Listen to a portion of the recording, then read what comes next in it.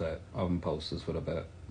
Has a bit of a cob on, really, like, because, like, after Donald Trump getting up and making out that autism is caused by Tylenol, and that speech was just unbelievable. I wouldn't even call it a speech, I'd call it a hate speech.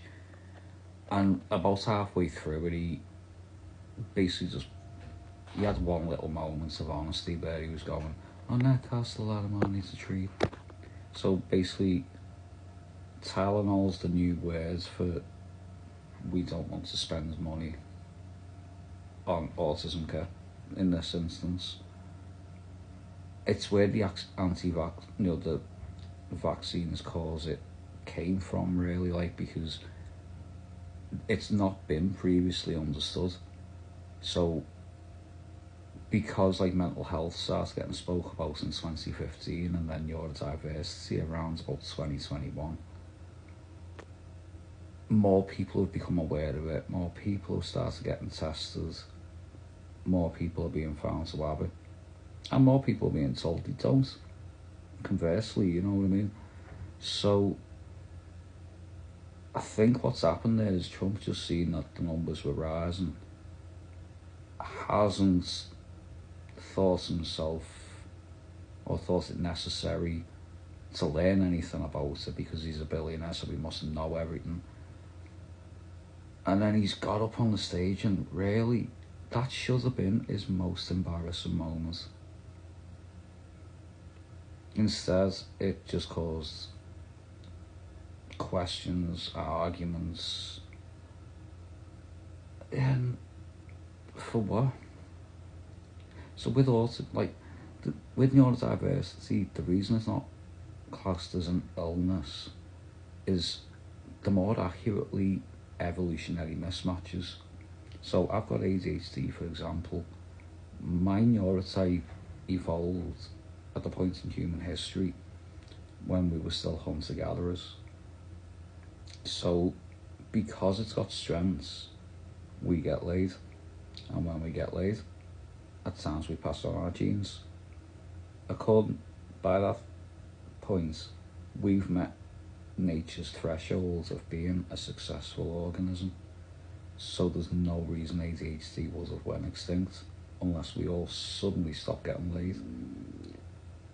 Autism would make sense that I don't want anyone to take offence to this, by the way, because misconceptions on this one are a lot wider than I'd dare say even autists get. So when you think about the strengths of autism, that they make the best possible connections within the information available.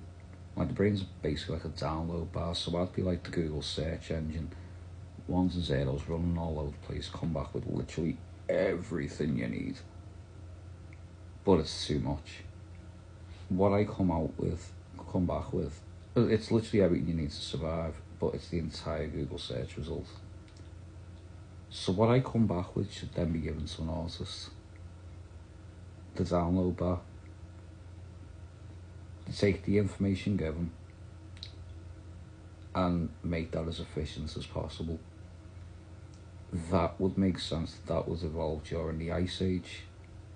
Now, there are certain traits that we inherited from our Neanderthal ancestors, and they are our ancestors because basically white skin, straight hair, we know that Cro-Magnon and Neanderthals interbred. We will have just took each other's strengths. So our species is now the mongrel of that genetic exchange. So it would make sense that autism will have came from that. And Neanderthals weren't stupid, they were top of the food chain when they were alive. Like, one of science's biggest mysteries is why they went extinct and not us. When they were stronger, smarter, more resilient, the life expectancy wasn't as long and the childhoods weren't as long, which scientists are wondering, could it be something to do with the short childhoods? But I don't know, it would be interesting. But that way of thinking when it comes to what's in front of me. Like, yeah, you can talk about that, but is it here? No, what's in front of me? The overregulation, things like food, you know what I mean, where autists are notoriously difficult to feed. Unless it's like their safe food, these are all things that would have made sense in the Ice Age. So it could well be that, because with it not being an illness, that would suggest that it's an evolutionary trait. And with autists having the strengths they do, they also get laid. And they also pass on their genes. Which, thank God. Because, I don't know if I've already said it in the video, but without ADHDers, you'd all be extinct in a week. Without autists, we'd probably still be in caves. And without neurotypicals, ADHDers and autists would probably be a global war, because we're just opposite ends of the regulation scale. So although we can make fantastic teams together, we can also rub each other up the wrong way at times. Like, ADHDers speak differently to autists. Like, we have trouble condensing our words. And also, I often find that autists can be quite rude about that. I don't want to sit here slating you, but if you have autism and you have a friend with ADHD who you are always interrupting or always deciding, you can pick what's important out of what they're saying. Stop it. You're an knobhead for doing it. You know what I mean? You've no doubt the most loyal friends that ADHD has. But there are things like that which really grate on us. Like, worse than us just walking up to your coffee table, moving the remote to 11 o'clock and sitting back down. You know what I mean? There's things that piss you off too, that, wouldn't really bother an ADHD. Like, really, we'd take offence to that if, like, we thought the person was intending offence. Whereas if, we've seen someone put it down a little bit skew-if, wouldn't be asked. I know that genuinely bothers you, though, a lot of you anyway.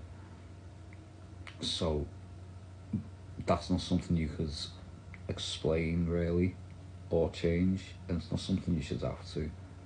Speech pattern's the same, that's to do with the language sensors in our brain.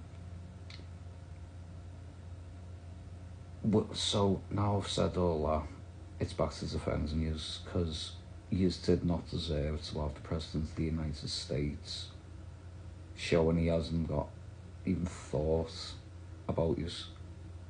Halfway through his little rant about autism, he pointed out, he was going, and this costs a lot of money. So, once he said the word money, the rest of that 20 minutes or whatever of drivel might as well not have even been said, really, because I think what's happened there is because more people are aware of it, more people are diagnosed, more people are going for support, like was suggested to do. And he's realised that more of the population have different neurotypes and not everyone's a neurotypical. So he's looking for something to blame. Like in Britain at the moment, everything's the boat people's fault. But you can't blame him. You can't blame autism on immigration. You just got laughed at. So you've really got to aim at the bottom feeders with this one. People who are actually stupid enough to think it can be caused by anything that's been invented in the past 100 years. When figures such as Leonardo da Vinci had both neurotypes, Mozart, Einstein, Nikola Tesla. Are we supposed to think that these people had the MMR job?